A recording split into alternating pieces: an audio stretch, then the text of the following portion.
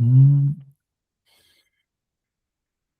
Pronto, acho que agora já está gravando.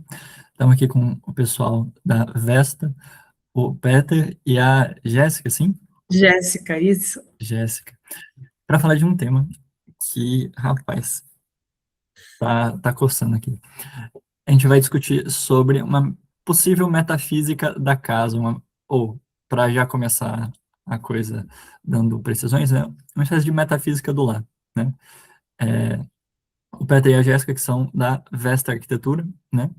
Que trabalha com a arquitetura tradicional, trabalham projetando com projetos de matemática mais tradicional, né? Mas mais voltada ao lar, principalmente, né?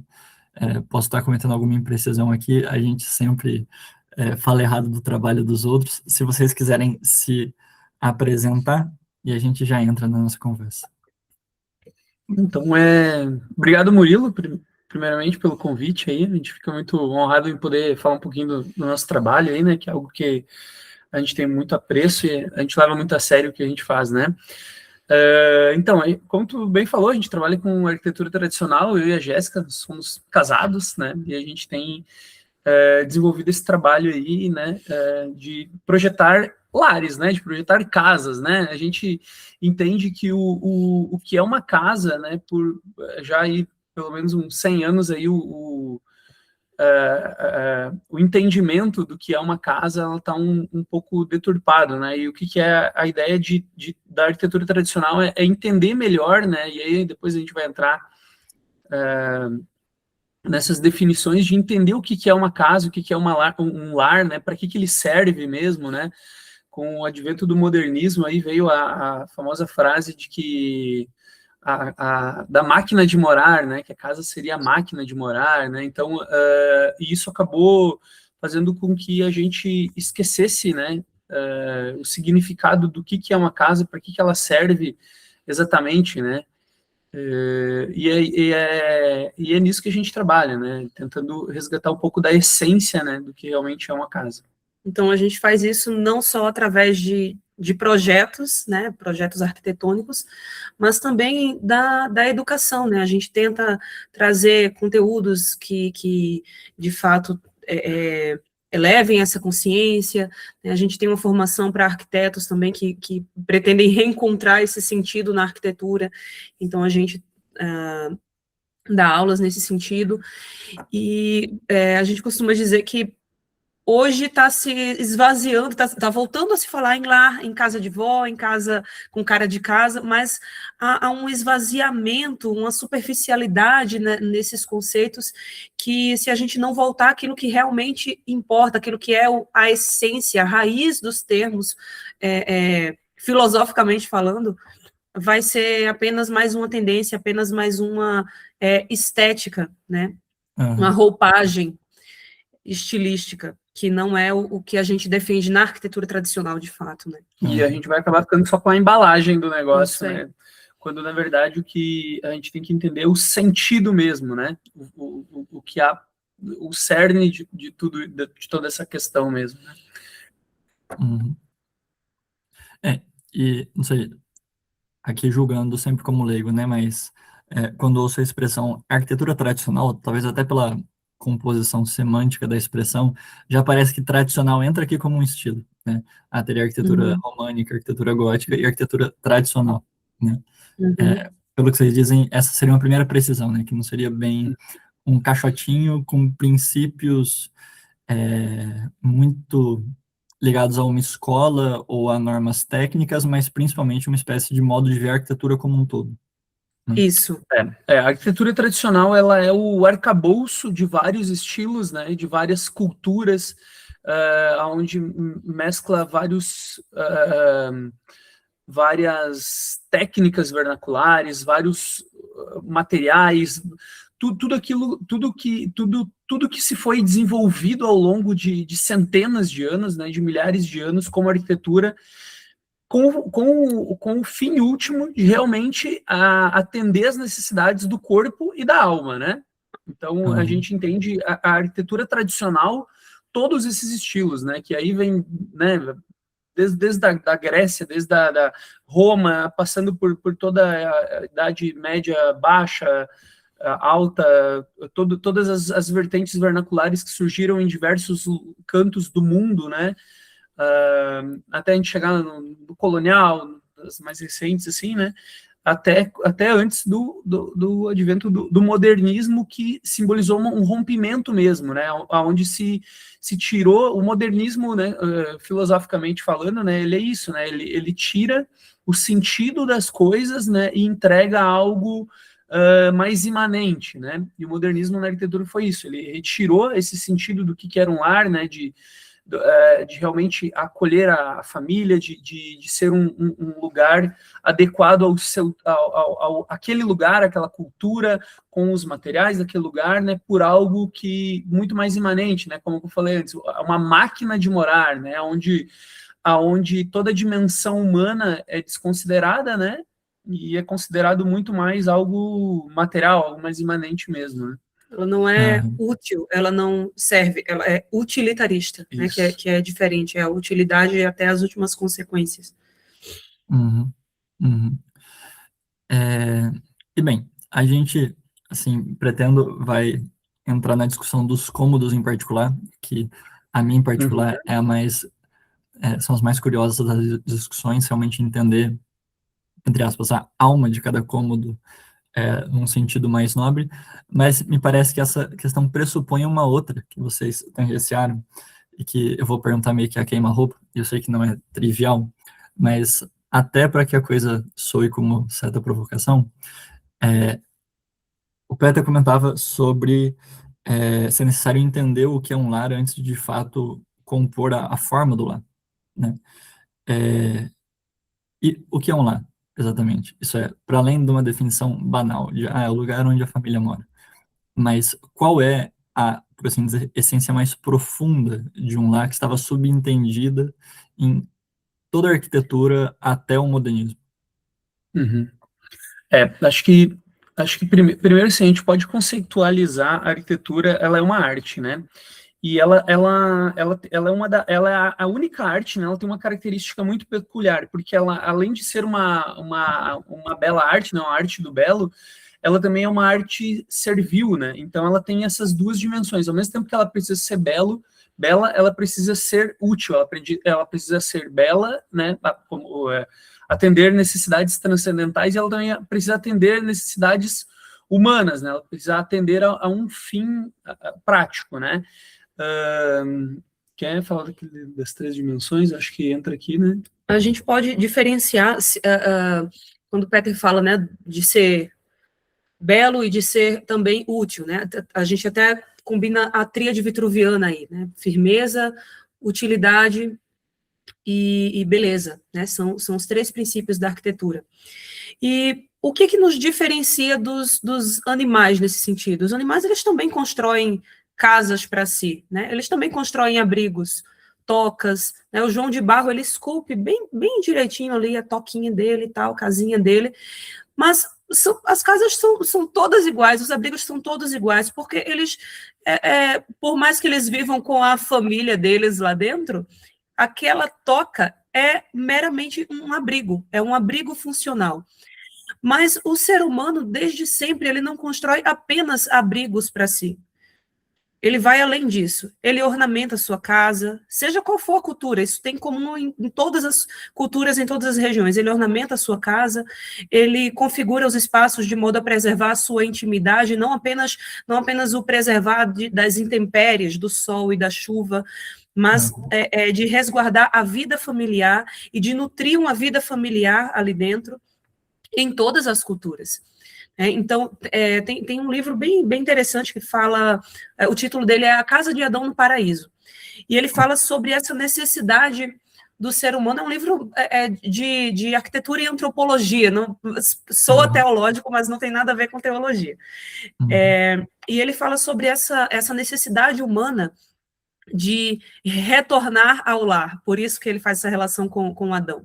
É como se nós tivéssemos essa necessidade de retornar à casa do pai, né? E isso, se for olhar para outras culturas, existe essa espécie de mito fundador do lar. O lar como o lugar de perpetuação de uma linhagem, de uma família, né, das tradições familiares. Se a gente for ver na origem etimológica da palavra, nós vamos remeter aos deuses lares de Roma, né, a própria Vesta, do qual a gente pega emprestado esse nome para o nosso escritório, que era a deusa que protegia a vida doméstica, as tradições familiares. E é isso que nos diferencia dos animais, porque nós não queremos uma casa apenas para abrigar o nosso corpo.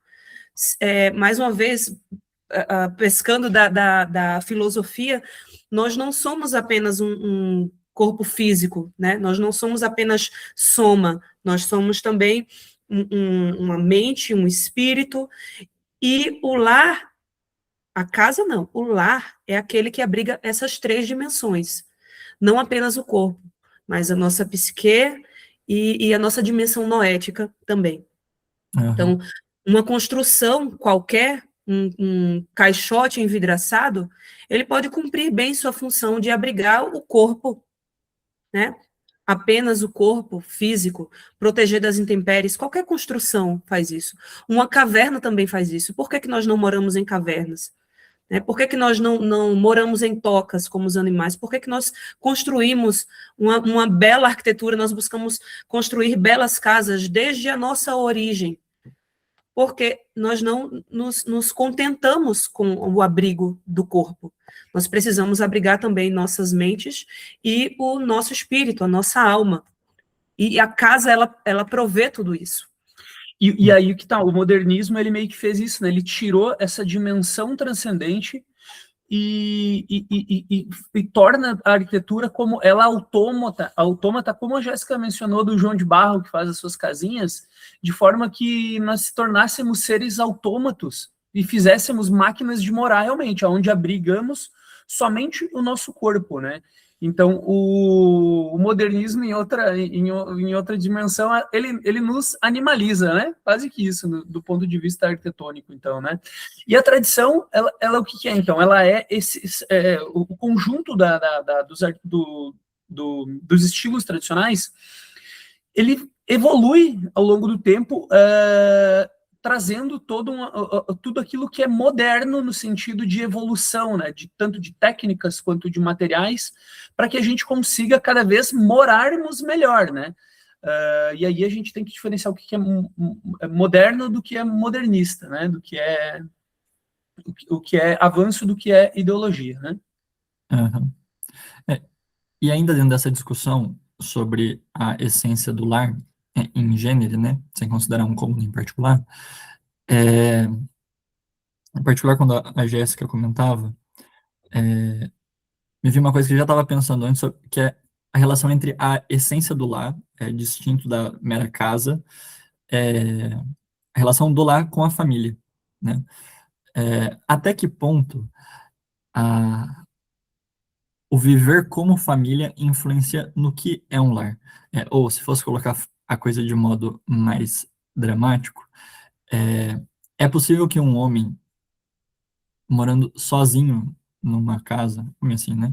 Em gênero, um ser humano, constitua um lar, ou seria essencial para que algo se constitua como lar, haver ali uma família, né? E até que ponto isso afeta a estrutura arquitetônica da coisa, né? Isso eu penso um pouco nas discussões sobre a Trindade.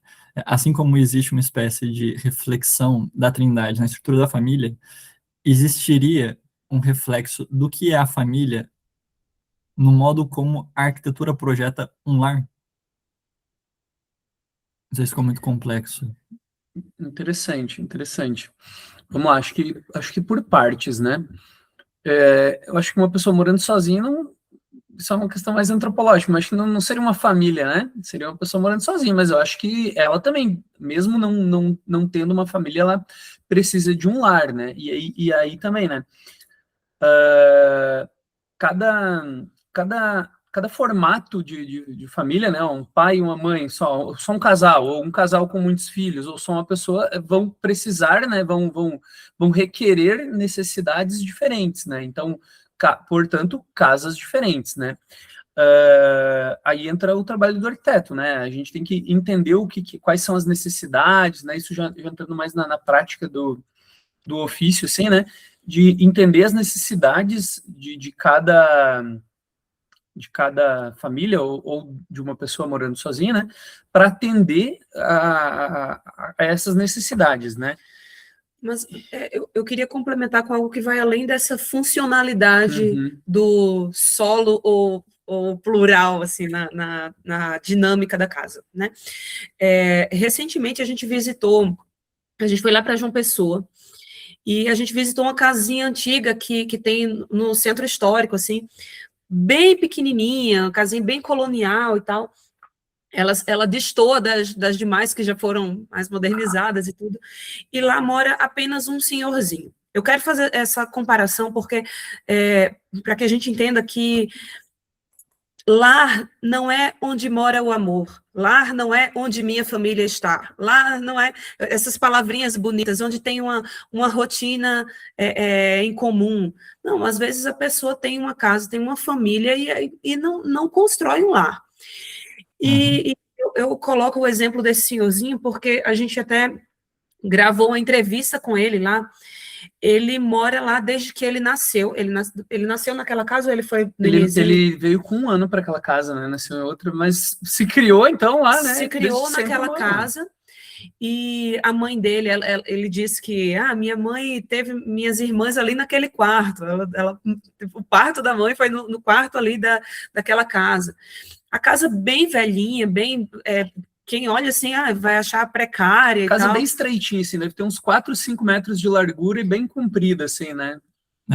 E você entra lá, tem as fotos das tias que já morreram, tem as fotos da mãe, do pai, aquelas pinturas que faziam antigamente, né, do casal.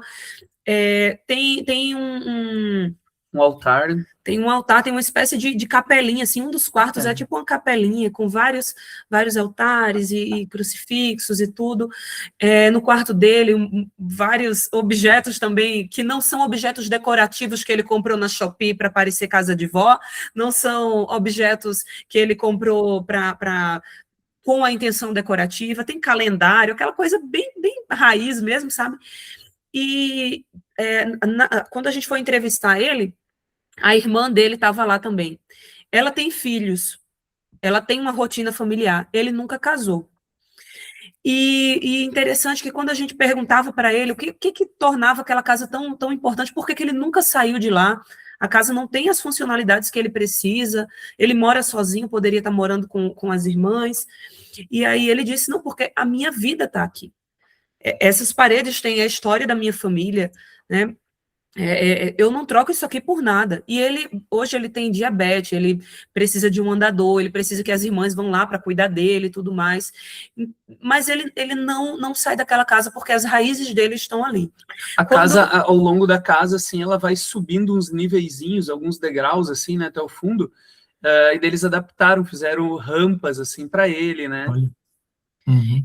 E quando eu perguntei para a irmã dele, e você, o que você acha dessa percepção dele da casa e tal, esse apego todo, né? E ela disse assim, por mim vendia isso aqui, por mim vendia, pelos meus irmãos a gente vendia. A minha casa é totalmente diferente disso aqui, a gente mora num condomínio, é uma casa moderna, ela nem sabe que a gente defende arquitetura tradicional nem nada, né? É uma casa moderna, nem conheço meus vizinhos do condomínio, a gente só se encontra uma vez no mês, que é para rezar o terço com um grupo, mas nem conheço e tal.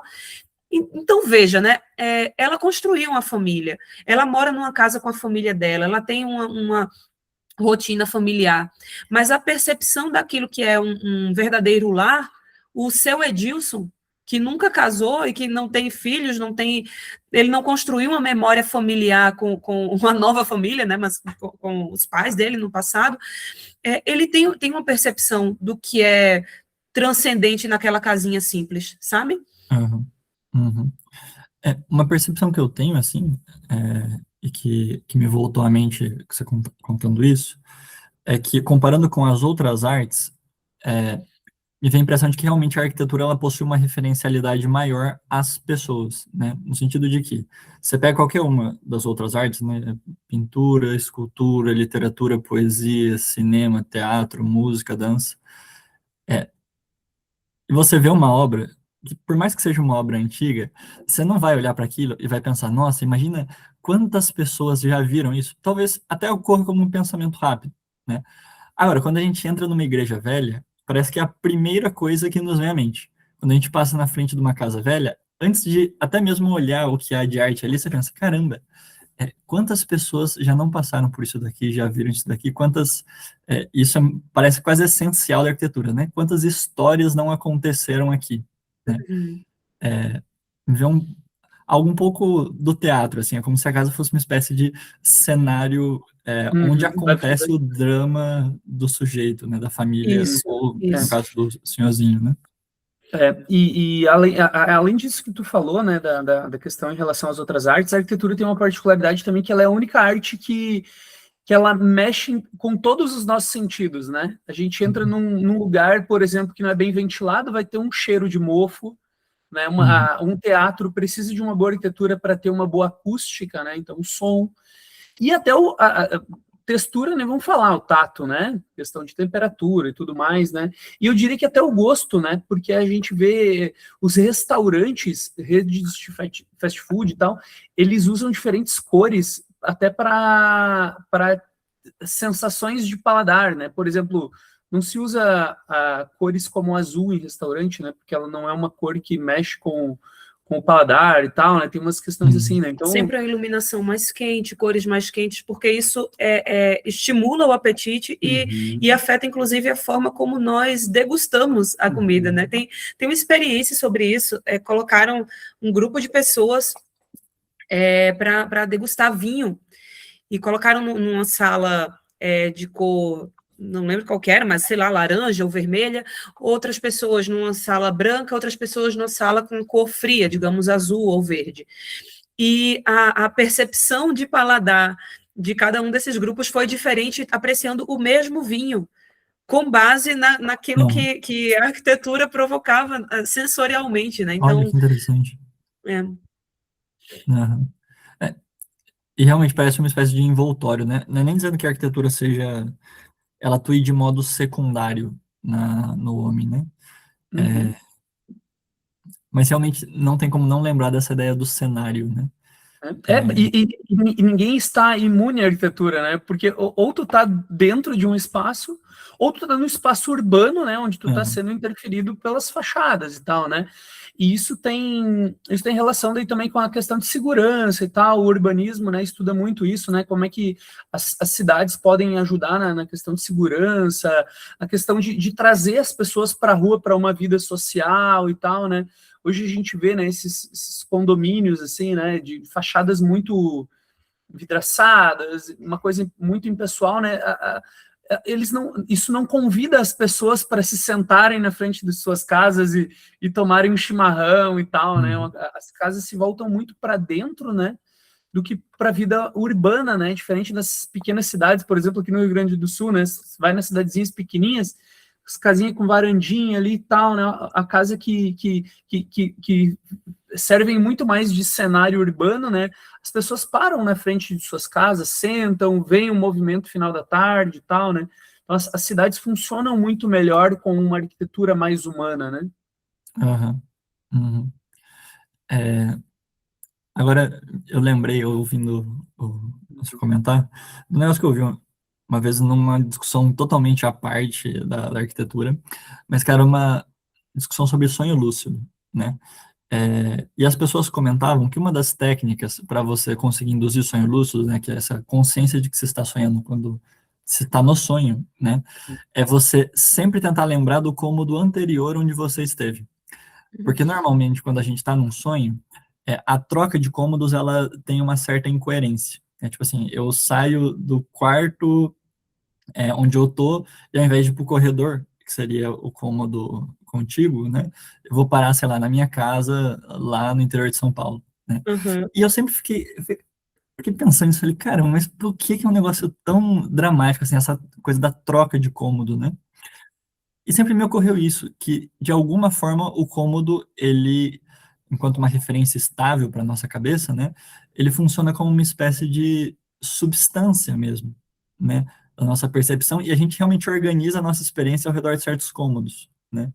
Eu me lembro do Santo Inácio, nos exercícios espirituais, que na composição de cenário, né, ele fala, olha, antes de imaginar, sei lá, o Calvário, organiza o negócio, tipo, coloca cada sujeito no seu lugar. Imagina o quê? Em cima de uma montanha, na base, tem relva, pedra, e parece que o pressuposto disso é isso mesmo, né? Como que organiza a nossa cabeça interiormente também, né? E por isso que existe algo de, no bom sentido, alquímico na arquitetura, e realmente parece que você está manuseando também coisas dentro de si e dentro das pessoas que vão habitar naquele lugar, quando você dispõe o cômodo de tal ou qual forma, né? Eu não sei se isso é muito dramático para vocês também. Não, e inclusive em diferentes níveis, né? Por exemplo, uma sala de estar virada, vamos pegar um ponto bem extremo, assim, né?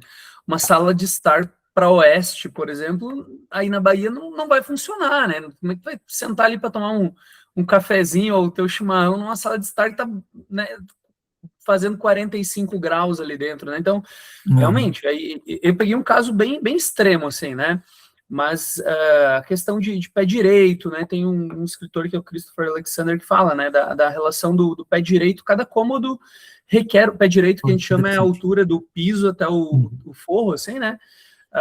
Cada cômodo exige, assim, um pé direito, né? A gente pode trabalhar diferentes pé direitos para ter diferentes sensações, né? E percepções dentro daquele espaço, né?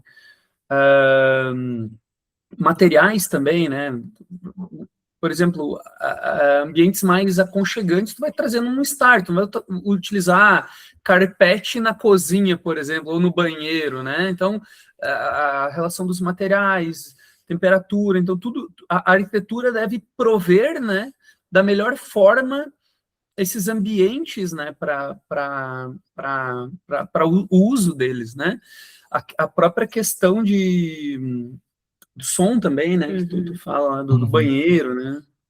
A gente tem uma pessoa que não enxerga, por exemplo, né? Ela vai saber a dimensão, a amplitude daquele ambiente através do som.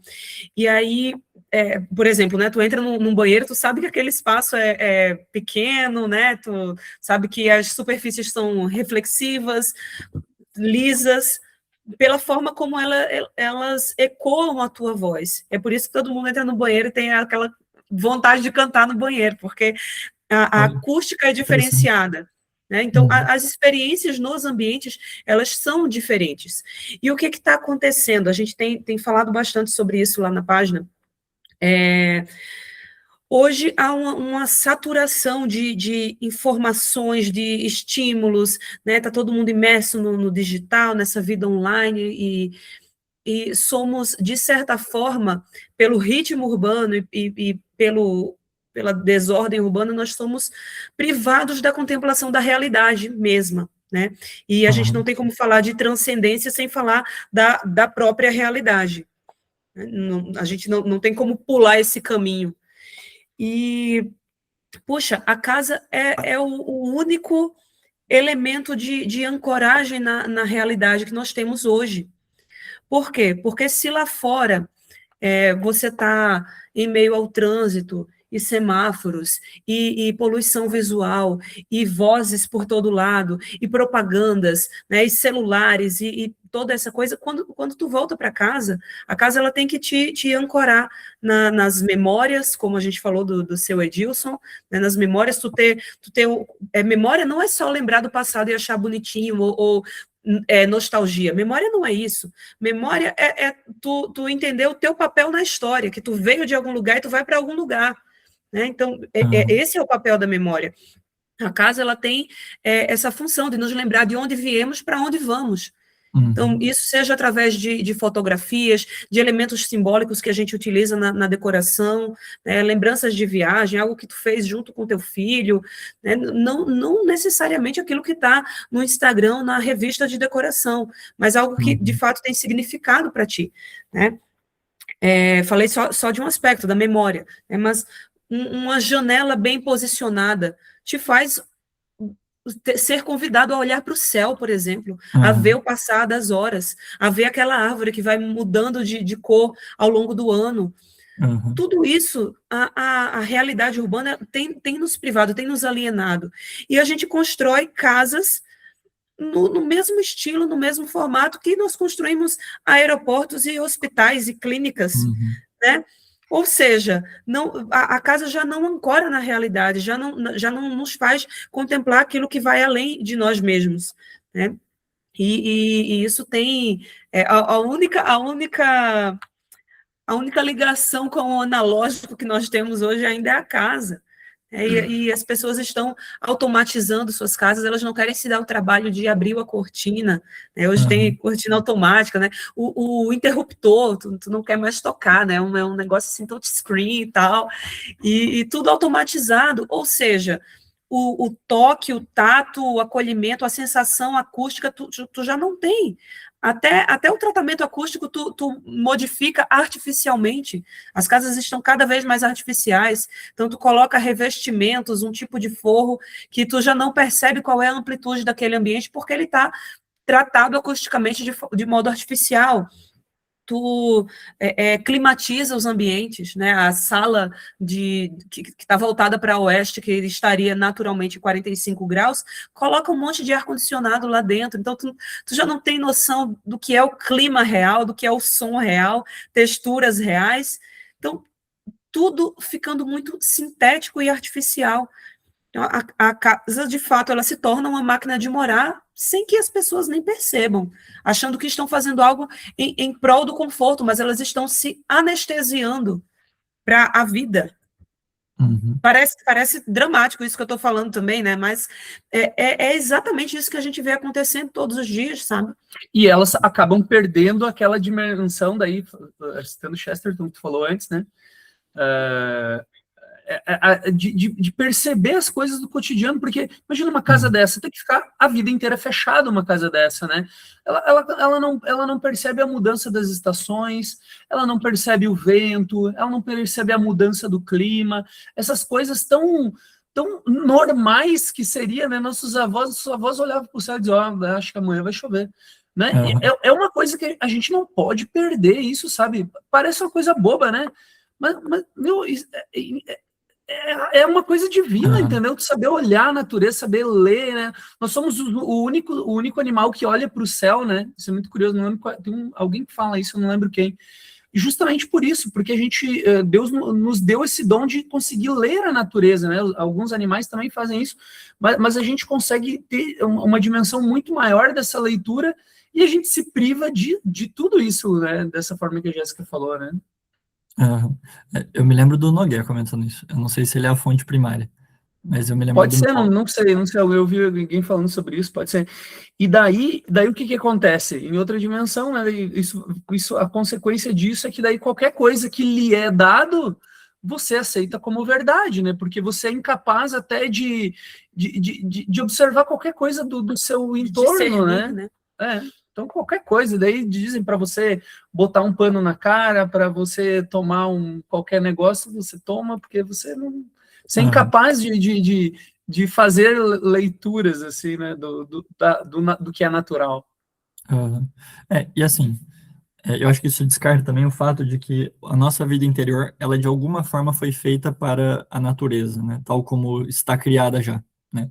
Tipo assim, você pode até recriar a natureza, mas você não vai conseguir recriar-se para essa outra coisa que não é a natureza, né. E de alguma forma, a casa, me parece, né, pelo que vocês estão dizendo, precisaria falar mais ou menos o idioma da natureza, ou pelo menos não anulá-la, né. Exato, é aí que nós chegamos. O que é a boa arquitetura? A boa arquitetura é adequar. Nós temos aqui materiais, né? Nós temos materiais, temos pedras, temos barro, temos madeira, né? Temos muitos insumos naturais aqui. E como é que a gente faz disso aqui um lugar para a gente resguardar aqui, né, de tudo que acontece da natureza, né, seja do sol, seja de uma tempestade, de tudo, né, a arquitetura tradicional tenta da melhor forma adequar um espaço para isso, né, de uma forma mais natural, de uma forma que atenda múltiplos fatores, né. Aham. e naturalmente, né? Naturalmente fazendo isso, né? Deixa de ser uma coisa curiosa, né? Porque antigamente parece que havia um esforço tão grande por criar casas que realmente conseguissem proteger o homem da natureza, né? E hoje parece que o dilema é o contrário, né? É você conseguir equilibrar essa coisa para que você deixe ainda uma boa parcela da natureza entrar, né? Uhum, Como essa uhum. coisa do ar-condicionado mesmo, né? E aí que tá, como é que eles conseguiam, né? Daí se questiona, como é que conseguiam há 200 anos atrás, né? Mas porque eles tinham esse conhecimento, né? O próprio Vitrúvio falava, né? O arquiteto tem que conhecer das coisas da natureza, né? Tem que entender do clima, do movimento das águas, ele fala assim, né? E justamente por isso, né? Para adequar a construção às coisas naturais, né? Por exemplo, uma coisa muito cotidiana, assim, né? A água, ela tem movimentos circulares, assim, né? E daí tu vê como é incongruente, tu vê uma cuba quadrada, cuba, assim, Aham. de banheiro quadrada, né? Não faz sentido nenhum, né? É uma roda quadrada, uma cuba quadrada com uma roda quadrada, entendeu? A água, Olha, o interessante. movimento... Por que o tubo d'água é redondo? Porque é o movimento natural da água, vai ser, né, circular, assim, né? E por daí isso fazer a cuba quadrada, né? Não faz sentido, né? O movimento da cuba, tudo que ela, ela envelhece fazendo manchas ali, ficam as beiradas assim sempre sujas, manchadas, então, porque o arquiteto, né, o artesão, seja lá quem for, perdeu esse senso do natural, né, em detrimento do quê? De sensações, parece, né, de uma coisa mais imanente, né, não, fazer uma coisa arrojada, quadrada, por que Aham. não? Por que não, né, quadrada, né, quebrar aqui com o que é o natural, né, então, o modernismo é muito nessa linha, assim, né, de tentar quebrar, né, ou desafiar leis, né, a gente vê muito o balanço nas construções, né, o balanço é quando a gente tem algo em projeção, assim, sem o seu devido apoio, né, Uma como, Uhum. laje, uma varanda, né, sem ter um Uhum. pilar embaixo, sem um sabe? pilar ou sem um elemento que faça uma transição do horizontal para o vertical, né, como uma mão francesa, uma mísula, né, então o modernismo brinca muito, né, como se desafiasse, assim, alguma lei natural, né, a gente na academia, né, a gente ouve muito o professor, né, as pessoas falando assim, essa laje que parece flutuar, que parece levitar, não sei o quê. Não, isso não existe, né? Mas tu vê que é como uma tentativa assim de falsear uma ordem natural, Aham. compreende? Uhum. Quando você falou o negócio da Cuba, eu pensei como. Porque me veio a questão, né? Nossa, mas será que. Tipo, qual é todo o problema? Isso é, o problema será que é unicamente o fato da água não estar sendo. Não estar caindo no local adequado? Mas parece que é isso mesmo, é quase que uma afronta ontológica, né? Uma afronta Exatamente. metafísica entre os dois materiais, né?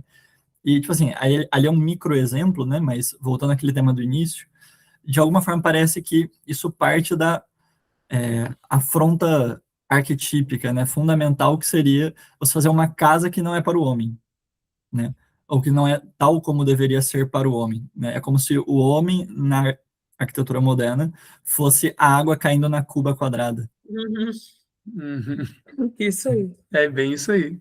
É bem isso aí. Eu só tô tendo intuições laicais aqui, a partir do que vocês dizem. É bem isso aí. E daí acaba que é isso que. Vamos mais adiante nisso aí, né? Eles tentam moldar o homem, então, né? Como querem moldar a água naquela cuba, né? Agora, interessante isso, realmente parece que a arquitetura não tradicional, né, a expressão da coisa assim, é uma espécie de bola quadrada. Eu acho que Uhum. isso, por Perfeitamente. simples que seja, explica muito do problema da coisa. Uhum. Sim. Isso não tem problema que você construa os teus prédios como desafios, como uma espécie de cubo mágico que você quer resolver, mas que você more nessa coisa é que é o curioso, né? É. Eu gosto de ir até um pouco adiante, eu digo que não é arquitetura, né? Porque Uhum. a arquitetura ela tem que atender aquilo que a Jéssica falou, né? Firmitas, utilitas e venustas, né? Que é a tríade de Vitrúvio, que tem uma relação com a tríade aristotélica ali, né? E, e se ela não atende esses fins, ela não pode ser uma arquitetura, né? Se ela não atender a alma humana, ela é só um abrigo, ela é só a casa do João de Barro não é arquitetura, entendeu? Aham. E por isso que eu vou mais além, eu digo que não é uma arquitetura de fato, né? Que ela Uhum. não atende tudo que uma boa arquitetura deve atender. Uhum. Já que e tanto que ela nasce justamente para ser a negação da arquitetura, né? Quando a gente vai pegar o pessoal que teorizou sobre isso ali no final do século XIX, início do século XX, a gente vê muito disso mesmo nas teorias, né? Tanto do Gropius, Le Corbusier, o próprio, um pouco anterior, o Manifesto Futurista também, né? Então, tentando propor uma arquitetura que fosse a própria negação do ser mesmo, né? Uhum. Uhum. E lançando uma pergunta que faz parte das perguntas difíceis, mas que é uma pergunta que eu particularmente gostaria muito de fazer, vai envolver um pouquinho o foco, mas eu acho que vai ser frutuoso. Pensando no exemplo da arquitetura sacra. Quando a gente vai construir uma igreja, a gente tem muito nítido que o centro da igreja é o sacrário. E, de alguma forma, tudo orbita ao redor do sacrário. No caso da arquitetura doméstica, haveria algum cômodo ou algum elemento dentro da casa que seria uma espécie de centro ou coração ao redor do qual a casa como um todo orbitaria? Isso há um Sim, cômodo mais importante na casa? sim. Qual? Tu consegue deduzir qual que é? Ó, enquanto eu lavava a louça, antes da chamada, eu pensava nisso e eu falei, não, eles têm que, eu acho que eles vão responder ou a cozinha ou o quarto do casal. Essas são minhas duas Não, hipóteses. nenhum dos dois. Mãe do céu, a sala, Não. É o estar. É o olha, estar. curioso. Pensa bem nas cavernas. Como é que funciona? As cavernas não tinham cômodos, né? Mas imagina só, o que era o coração da vida na caverna? O que era? É aí que eu vou discordar de ti. Era o fogo. Ah, Exato. Exato. É o a- fogo. E o que seria a acontece? mesa de centro hoje. As Oh, pessoas perdão. se reúnem nesse fogo, né? Para ali viverem, compartilharem histórias, e aquele fogo, além de iluminar, né? Ele também era vital, né? Porque ele aquecia e tal, né? Ah, E esse fogo, hoje o fogo aqui onde a gente mora é vital ainda o fogo, né? E é no estar aqui aonde é a vital vida não ter fogo. aqui é.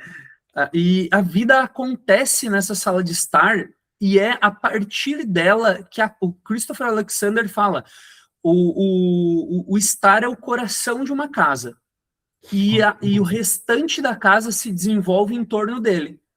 Daí, a partir dele, a cozinha, o hall de entrada, os quartos, serviço, né, tal, tudo. Mas o coração de uma casa é a sala de estar, é ali onde a família se reúne ou para orar, ou para conversar, ou para tomar um chimarrão, onde Uhum. os pais conversam, as crianças brincam ali no chão e tal. Então, o principal cômodo de uma casa é o estar. O que Ah, tu Tá. disse que ia discordar? Eu tenho uma posição um pouco diferente. Porque quando ele fala do fogo, eu penso nessa atualização do fogo não literal como a lareira que está ali na sala, mas no fogo como local onde todos se reuniam para preparar as refeições e consumir as refeições. Eu considero o momento de refeição muito sagrado, sabe? Isso é uma percepção minha, não é nada que a gente aprendeu na faculdade, nem nos livros de tradição arquitetônica. E é em torno da mesa, e aí eu considero a mesa como o coração da casa, e essa mesa ela pode estar na cozinha, ela pode estar na sala de jantar, mas é a mesa de refeições, porque esse é o momento de reunião em torno daquilo que é sagrado. É na mesa que tu aprende a partilhar, é na mesa que tu aprende sobre generosidade, é na mesa que tu aprende sobre ter paciência, esperar uns pelos outros, isso é bíblico, né? o Senhor Jesus Cristo, ele instituiu a Eucaristia numa mesa, né? Então, eu acho que a mesa é um elemento muito, muito simbólico e que hoje representa esse fogo que Peter fala, né? O fogo dos antigos, onde eles preparavam as refeições ali em comunidade e tudo mais. Eu acho que essa mesa ainda é o fogo sagrado da família, sabe? Não é literalmente o fogo do fogão que faz a comida ali, a mãe sozinha fazendo a comida na panela, não é isso. É o fogo no sentido de reunião para partilhar da refeição. Prepara a nutrição. Então, porque a casa, o lar, né, ela não apenas promove proteção, mas ela é como a mãe, né, ela protege e nutre. A casa, ela também nutre, e não apenas literalmente através da comida que se partilha à mesa, mas do momento que se partilha à mesa, das virtudes que se aprendem à mesa, sabe? Então, o estar, e eu concordo contigo no sentido de que o estar, a reunião familiar e tudo mais, é onde tudo gira em torno, né? Mas isso pode acontecer na varanda, na sala de estar, de jantar, na própria cozinha, mas a mesa é um elemento que te obriga esse caráter litúrgico da casa, né? Geralmente é o centro ritualístico da casa, né? O pai, né, o patriarca sempre tem um local ali, né, porque o pai, né, nós somos o padre da nossa família, né? Quem é que diz isso? Acho que não sei quem é, tem algum santo que fala isso, que o pai é o sacerdote da casa, né, que tem um lugar de destaque na Santa Missa, né, e o pai nas refeições. Então, de pleno acordo, a questão aqui é só saber qual que seria o principal aqui para responder para o Murilo. E eu queria só acrescentar, tem uma relação simbólica também, que eu acho muito, muito educativa, assim, muito pedagógica para a gente, e aí isso vai muito além da arquitetura, né, extrapola a arquitetura. Cristo, se eu não me engano, foi até o tema do penúltimo evangelho, que ele fala, ou foi do último, dai voz de comer, né, para que os discípulos alimentassem as pessoas. Uma outra passagem, se a gente for lá no Gênesis, né, a gente fez uma relação com Adão, com a necessidade de voltar para casa, esse nosso anseio eterno de reconstruir as origens, de reconstruir uma espécie de paraíso, ou de algo que remeta ao paraíso, ao Éden, do qual nós fomos privados, né? Quando a gente olha lá para o pecado original, a serpente, ela convida Adão a comer, né? Para comer do fruto, né? Ela coma do fruto. E quando a gente olha para Cristo, ele se dá de comer, né? Ele dá a si mesmo de comer. E ele fala para os discípulos em uma outra ocasião, que é essa do evangelho que eu falei, dá-lhe voz de comer. Ou seja, para mim, esse é o centro da mesa, sabe? É o dar-se de comer, é o servir, é aprender a mais do que sentar para se alimentar, como a serpente nos convida diariamente, mais do que sentar para se alimentar, é sentar para servir, é se reunir para servir, é se reunir para alimentar uns aos outros. E aí eu não estou falando só de comida, né? Alimentar uns aos outros afetivamente, na nutrição das nossas raízes, das nossas memórias. Então, existe uma metafísica da refeição em torno da mesa que as pessoas estão também matando, né? Inclusive, um dos principais cômodos, né? Um dos cômodos que foram eliminados nos apartamentos é justamente a sala de jantar. Não se tem mais mesa, se tem uma bancada com umas banquetas onde você olha para a pia, onde você olha para a geladeira. Ninguém se senta mais um de frente para o outro, porque a mesa se tornou a coisa mais dispensável na planta moderna, né? E, ironicamente, é o que eu considero mais importante na casa. Até porque muitas famílias modernas, assim, elas ou não fazem as refeições juntas, ou fazem, ou quando estão juntos, ainda estão cada um no seu celular ali, né? E tudo isso vai de encontro a isso, né? Parece uma vida, né, que está forma de viver diferente, né? Uhum. E tem essa coisa da refeição ser uma espécie de momento daquele mínimo de oração. Tipo assim, é muito comum, né? Você vai perguntar pra pessoa, pra criança em catequese, mas você reza com a sua família? Aí a criança sempre fala um negócio tipo, a gente não reza, só antes de comer. Uhum, E realmente é um momento onde o pai parece que exerce, como o Peter falou, né? Essa espécie de essa espécie de imuno sacerdotal mínimo de fazer a oração com todos, né? Abençoando o uhum, alimento, justamente, né? Ou pedindo a benção, como seja. uhum, Agora, um tema que talvez seja um pouco excêntrico, mas certamente não será para nós que estamos com cuias nas mãos, é, eu gosto muito das paiadas, né? Em particular do Jaime Caetano, né? Que é o mais clichê, mas é clichê porque é bom, né? E até comentava com minha noiva que sempre que eu tomava chimarrão, eu ficava, pô, mas como que esse negócio era sustentável antigamente, né? Porque a gente ainda tem a chaleira elétrica, o fogão, como que o pessoal fazia, né? Até que a gente foi na casa da avó dela e ela ainda faz coisa no fogão a lenha. E ela explicou pra gente, né? Não, o meu filho vem aqui, acende o fogão de manhã e ele fica aceso até mais ou menos o almoço e se quisesse poderia acender pela tarde também, né? Ficar aceso o período, né? E ouvindo o Jaime Caetano, ele sempre fala do fogão gaúcho em particular, né? Como uma espécie de ser mitológico mesmo, né? É realmente um coração que fica aceso ali, esquentando. E uhum, imagino que para vocês do sul seja ainda mais dramático essa coisa do local onde há calor, né? E que você pode, de alguma forma, com essa coisa milagrosa que é o chimarrão, colher e beber deste fogo, dessa espécie de fogo original da casa, né?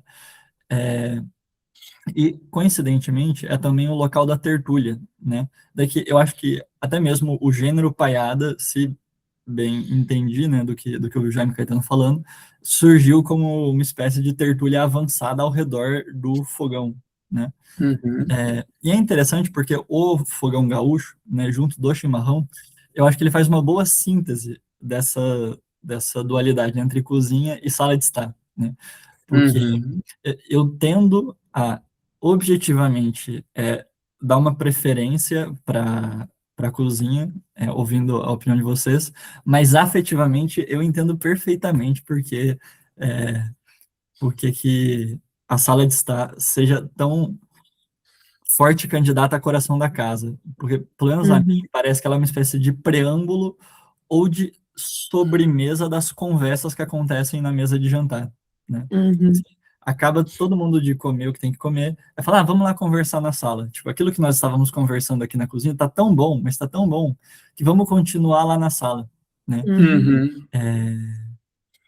Enfim, tentando Tem, fazer uma tem, tem síntese. uma, tem uma conversa que dá para a gente trazer aqui que meio que acalma essa discussão.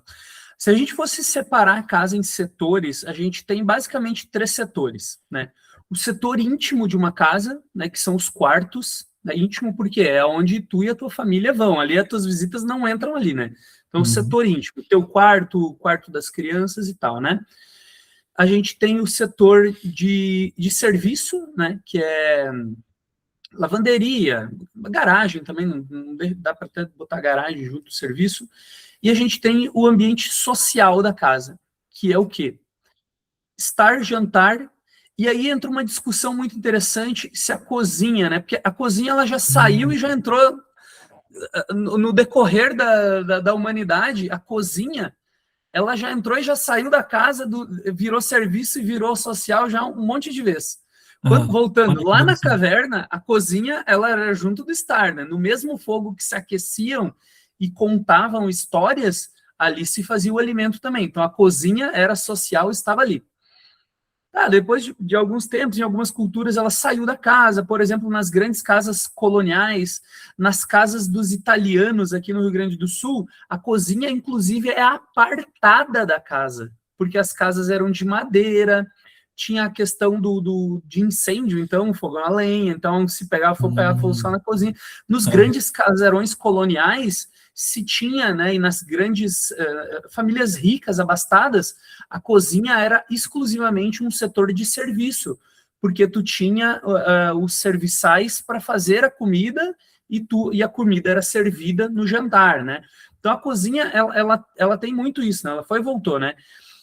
Daí hoje se tem uma discussão no meio tradicional se a cozinha tem que ser aberta ou a cozinha tem que ser fechada, qual que é o certo. Eu sou da opinião que não tem certo e não tem errado aí, é aquilo que se adequa à sua família, né? A cozinha aberta ou fechada é aquilo que vai se adequar melhor, não tem aí um método correto, né? Voltando ao que tu falou ali do gaúcho, né? Realmente, do fogão tá ali, aqui tem muito essa cultura do fogão ser meio uma transição para o estar, porque tu fica meio perto do fogão e tal, né? Então, eu acho que o que acalma essa discussão é a gente entender isso, a cozinha, ela também é um ambiente social, né? E é bem isso que tu falou, a conversa, ela começa ali, se estende para o estar, né? Quando a gente vai fazer um projeto, a gente tem que pensar sempre o estar, o jantar e a cozinha como uma tríade, né? Onde a cozinha, onde o alimento é feito na cozinha, servido no jantar, e depois do jantar as pessoas vão para o estar, né? Então, é muito difícil dissociar esses três ambientes, né? Difícil que eu digo assim para um projeto bom, né? Para uma casa que funcione bem, né? Não se deve dissociar esses ambientes, né? Então, eu acho que realmente é por isso que se tem essa dúvida, porque realmente eu acho que é os três ambientes juntos, assim, que formam o coração, é a parte social da casa, né? Que é ali que a vida nasce, nutre, acontece e se vive, né? Aham. Uhum. Eu, enquanto você falava, eu estava me lembrando da estrutura do mosteiro, né? Há uma tendência, mas aí talvez seja mais ligada à utilidade do que propriamente à simbologia profunda, etc. Mas dos mosteiros distinguirem a cozinha do refeitório, né? Mas, como disse, talvez seja só porque eram muitos monges e fica meio assim, você deixar aberto, né? Aí eu acho que a coisa assume uma estrutura, não que o seja de fato, né? Mas um pouco mais industrial, né? Que tende a estar mais seguro. E no meio disso tudo, uma pergunta que me vem, porque me parece também um cômodo ontologicamente muito pesado para casa, principalmente porque tá nesse negócio todo de Odisseia, e na Odisseia esse cômodo é muito dramático, que é o quarto do casal, né? Não apenas o quarto em gênero, né? Mas o quarto do casal. Qual seria exatamente a importância e por assim dizer, função dele no significado da casa como um todo? Uhum. Olha, esse é mais um ambiente que está sendo totalmente esvaziado do seu sentido. Hoje os quartos deles também são home office, já viram escritório, aquela coisa, né? E a gente acabou destituindo, isso falando de quarto em geral, destituindo o quarto de sua função, que é de descanso, de recolhimento, desde a iluminação geralmente fria, né, superfícies também polidas, aquela coisa toda que tu se sente num quarto de hotel impessoal, genérico, né? E o quarto do casal, ele, além de tudo, além de ser esse coração pulsante da casa, no sentido de que ali estão, né, o patriarca e a matriarca da família, ele é o centro da intimidade familiar, não só a conjugal, mas a familiar, que se constrói através dessas duas figuras do pai e da mãe. Então, para além da função de dormir ou de ter relações e tudo mais, ele tem essa função de recolhimento, de recarregamento da intimidade familiar como um todo, né? E aí, isso extrapola questões simbólicas, mas vai também para o funcional. Hoje se coloca ali quarto com um anexozinho para ser o escritório, daí tem o closet, daí tem banheiro, daí é integrado com o quarto do bebê, e aí tudo se mistura, e aí tem uma TV na frente da cama. Então, todos esses elementos, esses apetrechos que parecem enriquecer a função do quarto, na verdade estão esvaziando a função primordial desse ambiente, né? E aí, não só do quarto do casal, mas de quartos em geral, né? O Christopher Alexander até defende que a cama do casal, como é que eu falei da altura dos pés direitos ali, né? Porque o que acontece? Pé direito mais alto são ambientes onde, por exemplo, o estar, onde tu vai, é uma coisa assim mais social, né? Mais expansivo. Quanto mais lugares de criatividade, ele diz que deve ser tetos mais baixos. E o quarto do casal, especificamente a cama, ele defende que a cama tem que usar, como é que chama aquele... Dossel? Dossel, sabe o que é? Cobertura? Isso, aquela coberturinha Olha, na que legal. cama. Porque ali no lugar de intimidade, o teto tem que ser baixo mesmo, né? Tem que ser como se ele fizesse, abraçasse o casal ali, né? O lugar ali do casal, né? Então ele defende que a cama do casal tem que ter o dossel, né? Esse tetinho ali, né? Olha, que interessante. Interessante. Uhum. Eu, talvez pela referência litúrgica, eu penso na Cátedra do Bispo, né, como tendo o dossel, né, como sendo essa espécie de locus de onde... Verdade. Não é não? Poxa, que interessante mesmo, cara. É, Uhum. eu falo isso porque o local onde eu estava é de rito tradicional, né, então era de rito tradicional, né, então lá Uhum. realmente a cátedra tinha o dossel Tem, certinho, né? etc. Verdade mesmo. Nunca tinha feito essa associação. É, na Muito verdade, eu estava interessante. tentando entender o porquê, né, de haver esse ponto em comum, sendo, tipo, sei lá, o local de onde o patriarca governa a família, não sei. Vocês pensam em algo que explica a semelhança, né, entre cátedra e cama? Uhum. Simbolicamente, eu não consigo, de imediato, eu não consigo pensar numa relação, porque a justificativa pela qual o autor sugere o dossel na cama é mais por uma questão de conforto, intimidade, de Uhum. resguardo, né? Uhum. E no caso da cátedra, é para pontuar um local de honra, né? Assim como o baldaquino de São Pedro, por exemplo, né? Então, Legal. para Hum. demarcar e honrar aquele ponto específico. Uma espécie de coroa arquitetônica. Isso Uhum. aí, isso aí. Hum. Mas é muito interessante, nunca tinha pensado E de nas tanto. coisas do quarto também me vem o próprio tema bíblico, né, do quarto nupcial, né,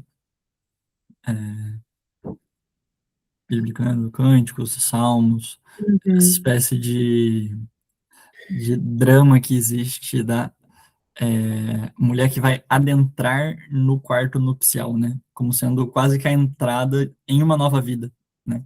uhum, Você me vê essa coisa de ser um cômodo específico, né? Isso desde criança todo mundo tem algum quarto, alguma cozinha, alguma sala, pelo menos em ordinário, assim, né? Mas o quarto nupcial é quase que uma encarnação arquitetônica do sacramento do matrimônio, né? Tipo assim, se você não é uhum, casado, você Uhum. não tem o negócio. uhum, Uhum. isso. Verdade. Pensando aqui sobre a coisa. E certo. Agora, como alguém que está agora mesmo montando um escritório próprio, vocês comentaram sobre essa questão de um certo afastamento conveniente, ao menos, né, do quarto para o escritório, né, em relação ao escritório, né? É, como idealmente deve ser interpretado e entendido ou encaixado dentro de uma casa o escritório, não tanto entendido como o local do trabalho, imagino, mas como o local do estudo, principalmente. Convém que seja uma coisa à parte, não o que como vocês entendem isso como. É. Esse é um ambiente que ele voltou, né, para as casas hoje, né? Antigamente se tinha muito isso, né? O gabinete do Gabinete. pai, né? Ali onde o pai fazia a contabilidade da casa, ou às vezes era onde ele recebia um colega de trabalho ou alguém para falar sobre o trabalho, né? Esse cômodo era muito recorrente nas casas antigamente, né? Ou às vezes até mais antigamente ainda, quando, por exemplo, o professor trabalhava em sua casa e os alunos vinham até a sua casa, né? Então, se tinha ambientes de trabalho nas casas antigamente, né? foi depois da Revolução Industrial que a casa parou de ser um ambiente de trabalho. Inclusive, antigamente era muito comum as casas que a frente da casa era um comércio e se morava mais profundo, né? Isso era muito comum, né? Os sobrados, né? Que o térreo era ou sobrados, armazém, era exatamente. Comércio e a vida familiar acontecia no pavimento superior. Então era muito comum isso, né? É muito recente as casas não terem um ambiente de trabalho, né? E agora, né, com a modernidade e tal, as pessoas voltando, trabalhando muito por conta, ou home office e tal, começou a se ter novamente ambientes de trabalho em casa, né? Ou às vezes pessoas que tem muita gente fazendo, né, trabalhos mais artesanais, domésticos e tal, e precisa de um ateliê em casa, né? Eu penso esse ambiente ele mais reservado da casa, né? Reservado como, por exemplo, o caráter do quarto que eu digo, né? Para não estar, ele não faz parte da parte do setor social da casa ali, né? Eu acho que também vai muito de encontro que eu falei antes da dinâmica familiar, da necessidade de se ter isso, né? Mas eu imagino ele também um ambiente. Eu não tenho certeza, assim, depende do caráter dele. Ele pode ser mais íntimo ou ele pode ser de serviço, né? A depender se tu recebe pessoas, ou se ele é, tipo, o exemplo do gabinete, né? O gabinete, notoriamente, ele era um espaço mais íntimo, ou de leitura, de estudo, né? Como tu bem falaste. Outra coisa importante, né? As famílias que fazem home office, homeschooling também, né? Então, esse ambiente também, né? Sim. Ele acaba sendo mais íntimo, né? Então, ele acaba sendo um ambiente íntimo ou serviço, assim, né? Uhum. Olha que coisa interessante. É um tema até meio óbvio, mas que nunca tinha me ocorrido, né? Normalmente as famílias que fazem homeschooling, elas, imagino, né, dedicam um cômodo específico para coisa, né? Assim, É e na muito medida que tem comum, muito comum. condições, pensa na coisa assim, né?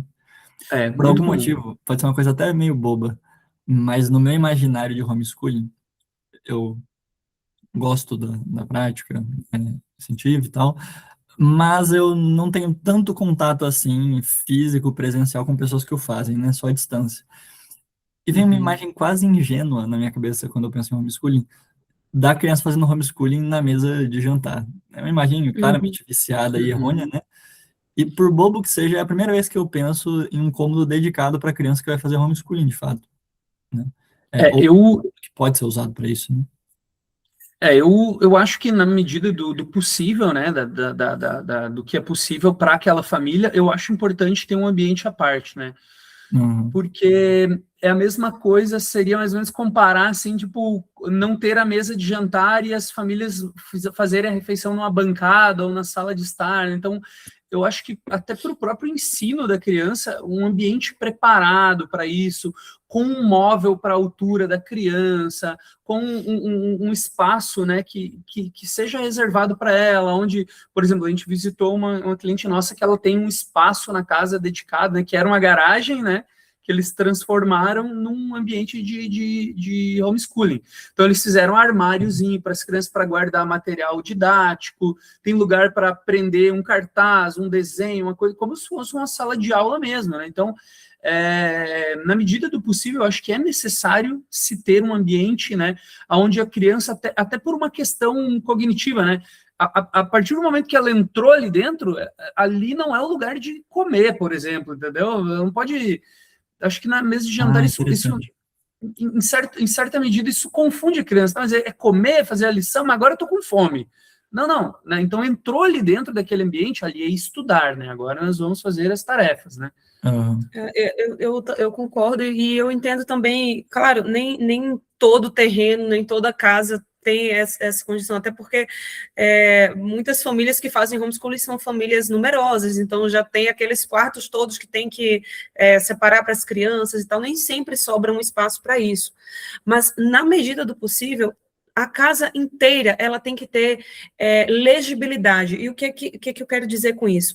Os espaços eles têm que que ser setorizados. Ainda que você tenha um espaço totalmente integrado, por exemplo, a cozinha integrada com a sala de jantar, com a sala de estar, os espaços eles têm que ser legíveis, especialmente se você tem crianças, porque você quer configurar ali uma rotina, uma educação, né? Então ele tem que saber que cada espaço é designado para determinadas funções.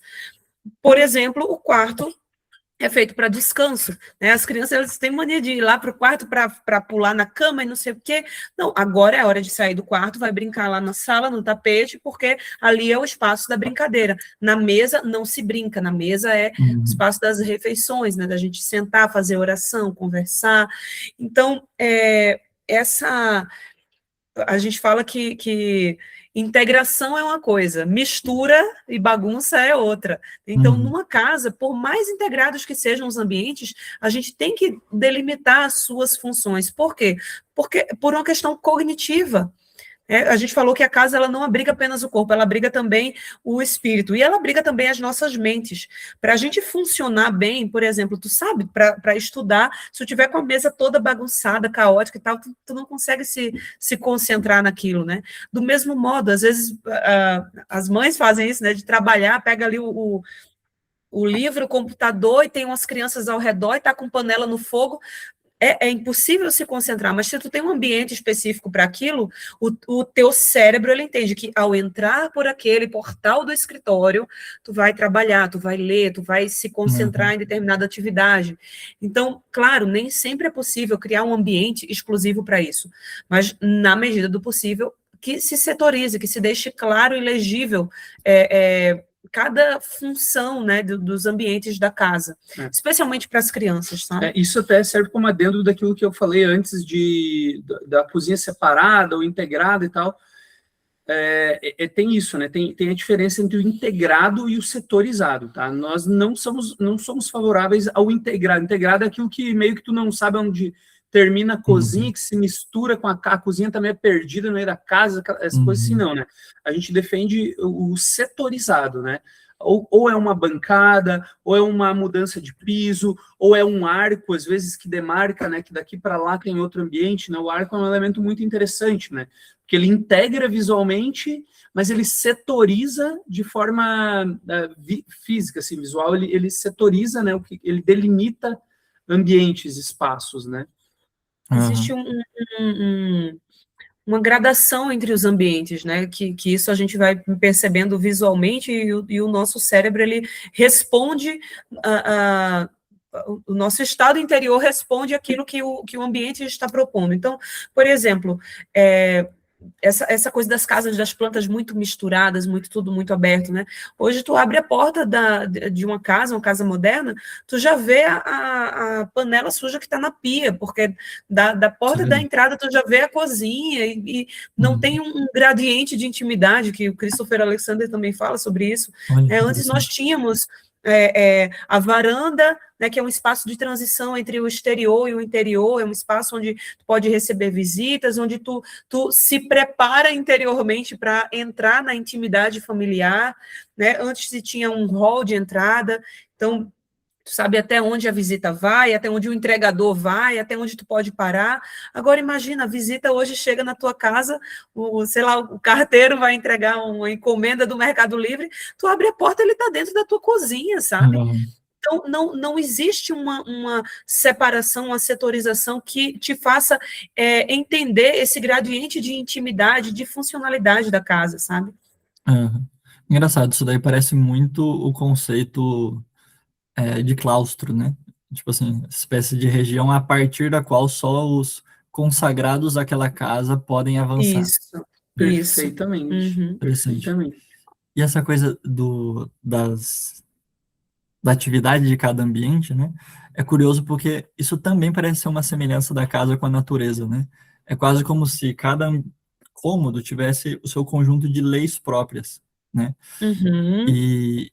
E você é como que iniciado na coisa, né? Ou faz a transição interior para a coisa a partir do que você vê ali, né? Eu me lembro até hoje, um dia que eu estava na faculdade, né? Aí eu estava conversando com um amigo meu e ele falou, não, eu acordo, a primeira coisa que eu faço é me trocar. Eu falei, pô, cara, você não faz nem, sei lá, alguma coisinha antes, anda por aí de pijama e tal. Ele falou, não, porque parece que enquanto eu não me troco, o dia não começa. E eu fiquei pensando nisso, falei, é verdade, parece que a roupa, ela nos dispõe interiormente para certas atividades, né? E enquanto vocês falavam, eu eu estava pensando naquilo que o Peter falou no início, de arquitetura, de alguma forma, jogar com todos os nossos sentidos, né? Você pensa nessa espécie de núcleo da alma, onde todas as imagens convergem, né? Parece que a substância dessa imagem é dada pelo ambiente. Tipo assim, você até pode colocar um elemento ou outro ali, trocar uma coisa ou outra de lugar, mas a base da coisa é o ambiente. E ele realmente parece ser uma espécie de roupa da nossa imaginação, né? Uhum. E faz muito sentido que a coisa tenha tanta influência assim, né? Tipo assim, ao ponto de você, sei lá, entrar numa casa aconchegante e automaticamente saber que ali você não pode falar qualquer coisa, que você tem que mudar o tom da sua linguagem, a tua gestuária muda inteira, né? Torna-se muito mais razoável essa troca abrupta mesmo, né? De caráter, por assim dizer. Sim, sim, perfeitamente. E esse caráter, levando um pouco mais além, esse caráter que a gente consegue, que tu entendeu muito bem, dos cômodos, a gente consegue levar isso para uma esfera maior, do ponto de vista urbano, por exemplo, né? Lugares onde a gente tem, por exemplo, fachadas que conversam muito mais com as calçadas, né? Por exemplo, comércio, aquele lugar bom de andar, né, onde a gente tem um comércio, onde a gente tem fachadas ativas nas ruas, são lugares onde as pessoas mesmo se vigiam e acaba que a vida social ali ela é muito mais pacífica do que um lugar onde tu tem muros altos, uma fachada mais hostil, né, onde as pessoas, uma fica vigiando a outra porque tu não sabe o que aquela pessoa vai fazer, né? Um lugar muito mais hostil acaba sendo, né? Então, essa leitura serve em várias esferas, né? Até urbana mesmo, né? Uhum. Olha, interessante. Não, isso parece ser uma caixa de Pandora de assuntos, no sentido de... E isso até para a própria criminalidade, né? O criminoso ele faz essa certeza. leitura, o lugar que é mais propício pro negócio dele, né? Aquele que está mais hostil ali, né? Que está mais Uhum. nebuloso o negócio, né? Ali onde tem um monte de gente, tal, um comércio funcionando, até um barzinho, um sorvete, um negócio.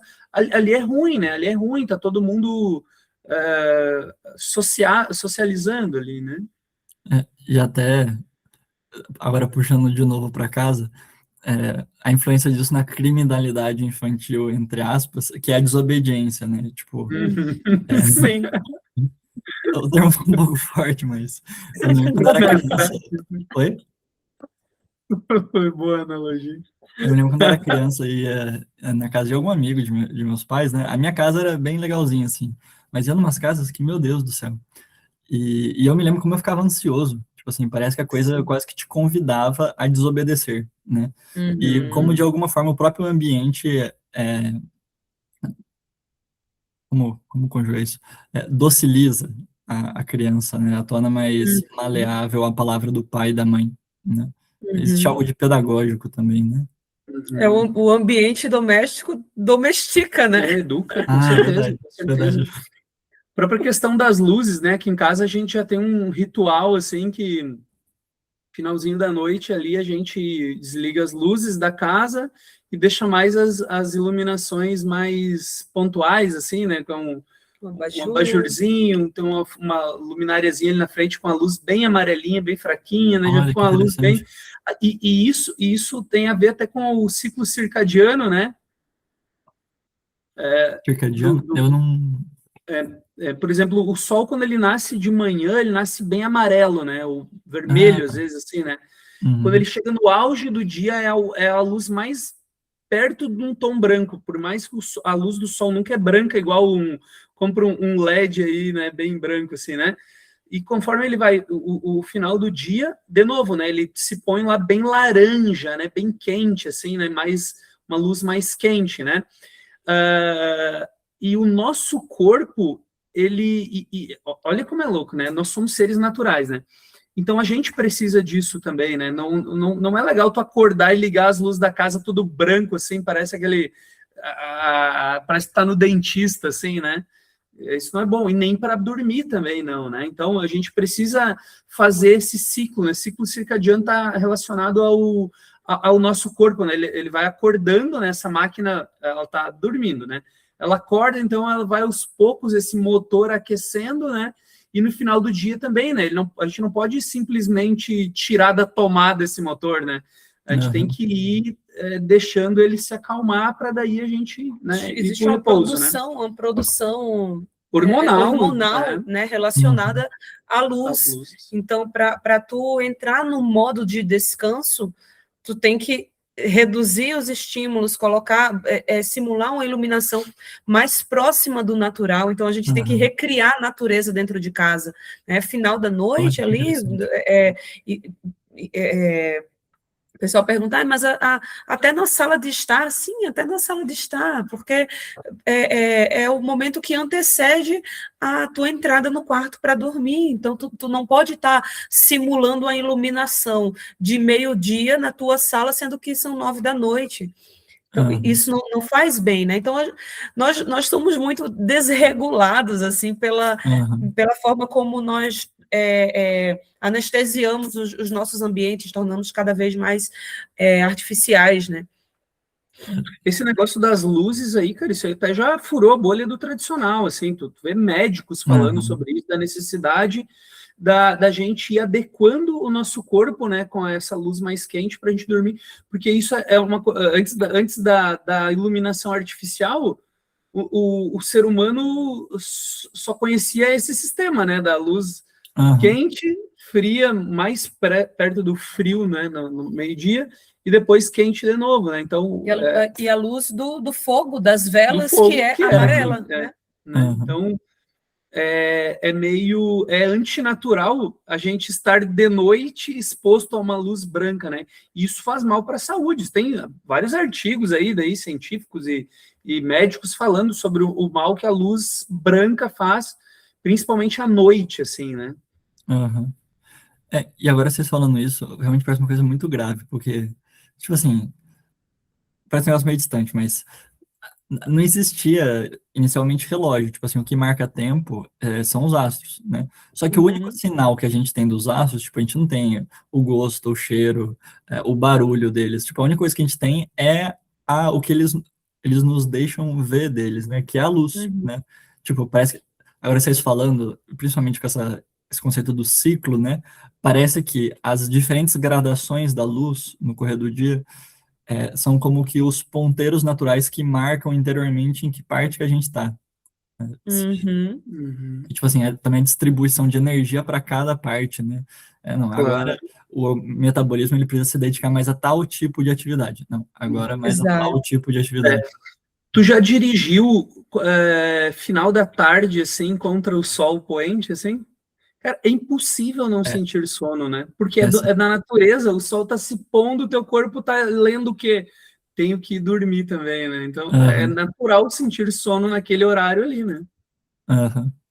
E interessante, né? Que até a escritura tem um salmo que fala do sol que se põe como um esposo que entra no quarto nupcial, né? É quase como se a natureza estivesse dizendo, né? Ó, o sol já foi pro quarto dele, você tem que ir pro seu também. Sim, é verdade. Mas é interessante. Eu tava, enquanto vocês diziam, né, lembrando, faz umas 2 semanas, eu fui comprar uma bicicleta, e eu tava na bicicletaria, e eu vi uma bicicleta lá elétrica, né? E elétrica não, minto. Acho que era a gasolina, uma coisa assim. Aí, só de curiosidade, né? Eu tenho um pouco esse costume de considerar lojas como museus. Aí eu quero saber sobre tudo, mesmo que eu não vá comprar. Aí eu perguntei pro sujeito, né? Falei, nossa, que legal, quanto que é essa bicicleta? Aí ele falou, não, é 30 mil reais. Eu falei, meu Deus. E como que ela funciona? Por exemplo, se eu estiver numa subida, eu posso parar de pedalar que ela continua me levando? E ele falou um negócio que na minha cabeça soou como um símbolo de muita coisa. Ele falou, não, o motor só serve para colaborar com a pedalada. Se você para de pedalar, a bicicleta também para. Se você continua, aí sim o motor te ajuda, né? E realmente, vocês falando da luz, é quase como se a luz fosse essa espécie de motorzinho que ajuda o sol, né? Tipo assim, Uhum. às vezes você precisa de um cadinho a mais de luz solar, mas o sol, tipo, tá pouco se importando com as suas demandas e se pôs antes da demanda, né? Aí a luz quente você fala, tipo, não, só mais um pouquinho de sol. Mas só mais um pouquinho mesmo, né? Não pode ser um negócio abrupto dela sustentar a noite em claro. Exatamente. Enfim. Mas tá, eu temo fazê-los ficar até muito mais tarde também. Tem mais algum tema dentro desse assunto maior que vocês queiram comentar, que eu não tenha abordado? Vocês fiquem à vontade para inverter os papéis aí e propor. Eu acho que daí, para fechar essa questão da arquitetura tradicional, a arquitetura tradicional é isso, né? A gente, como arquiteto, a gente tem que saber ler os lugares, né? As diferentes demandas naturais da Bahia, por exemplo, daqui do Rio Grande do Sul, e adequar soluções, né? Usando de materiais, de mão de obra que a gente tem para tornar esse ambiente melhor, né? Esse é o papel hoje do bom arquiteto tradicional, seria, né? As faculdades formam muito arquitetos técnicos, né? Onde eles são quase que especificadores de materiais, né? Então, o projeto virou muito isso. A arquitetura, ela passou a ser, ela deixou de ser tratada como uma arte que ela é, para algo muito técnico, né? Algo muito de exatas, né? E assim teria que ser se realmente fosse uma casa, uma máquina de morar, né? Mas não é, né? A gente perdeu a dimensão. Então, as faculdades no ensino tratam a arquitetura de uma forma muito errada também hoje, né? Então, é uma pena, né? A gente desenvolve um trabalho não só com projetos, mas a gente tem uma certificação em arquitetura tradicional, né? Isso é um tema que eu e a Jéssica, a gente estuda muito, a gente tem um sócio também, que é o Bruno Perenha, né, um cara estuda pra caramba também arquitetura tradicional, professor de história, terminou agora um mestrado nos Estados Unidos, e a gente tem se dedicado também a ensinar outros arquitetos, porque o que a gente sabe, a gente não aprendeu na faculdade, infelizmente, né? A faculdade é muito técnica, ela está formando arquitetos para fazerem máquinas de morar, né? Eu diria que até na técnica é muito deficiente, sabe? Porque a gente escuta dos próprios alunos, né, que eles se formam, mas eles não sabem projetar um telhado, eles não sabem detalhar uma estrutura. Técnico, quando eu me refiro, eles sabem muito de software, o BIM, o não sei o que e tal, ali, técnico nisso, assim, sabe? Mas não na arte de projetar mesmo.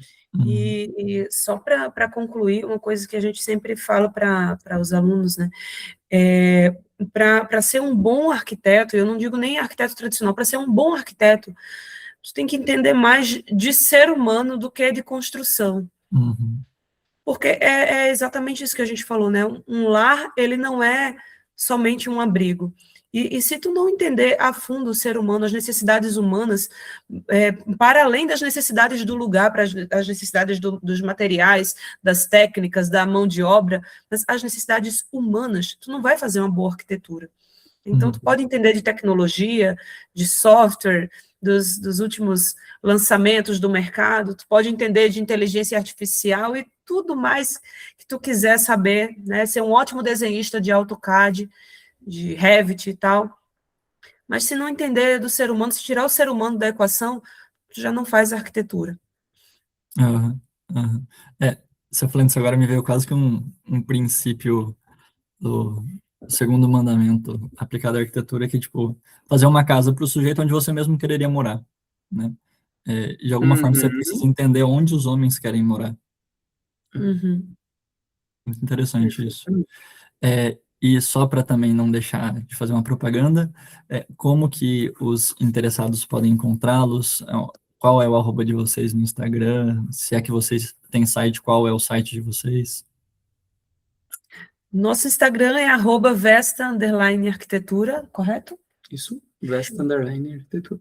E lá nós temos o nosso site, tem um link para a certificação IVEM, para quem é estudante, para quem é arquiteto. A gente produz muito conteúdo, então é interessante, inclusive, para quem não pretende construir, reformar, mas quer aprender mais sobre arquitetura, que é a arte que todos nós estamos imersos 24 horas por dia, então é assunto para todo mundo, não é só para profissionais, nem para quem quer construir. Fica o convite para seguir a nossa página, para interagir com a gente, somos nós que respondemos as caixinhas, os directs, né? Nós que conversamos com o Murilo, então fiquem bem à vontade para interagir com a gente, é sempre um prazer. Isso aí. A gente faz um trabalho bem ativo ali, né? Então, muito além de só virar cliente da Vesta, é conhecimento que a gente traz ali também, né? Uhum. Vocês mesmo deram a entender que estão enfatizando bastante essa parte de formação, né? Para além de, tipo, contratá-los como Duas frentes arquitetos. que a gente trabalha, né? Mas a gente tem as duas frentes são bem ativas, assim, né? A gente tem nossos clientes, temos nossos alunos também, né? Uhum. Legal, legal. Todos esses quadrinhos aí atrás são projetos nossos, né? Olha que interessante. A gente faz um aquareladinho assim, daí apresentei os clientes. E como fazem essa aquarela?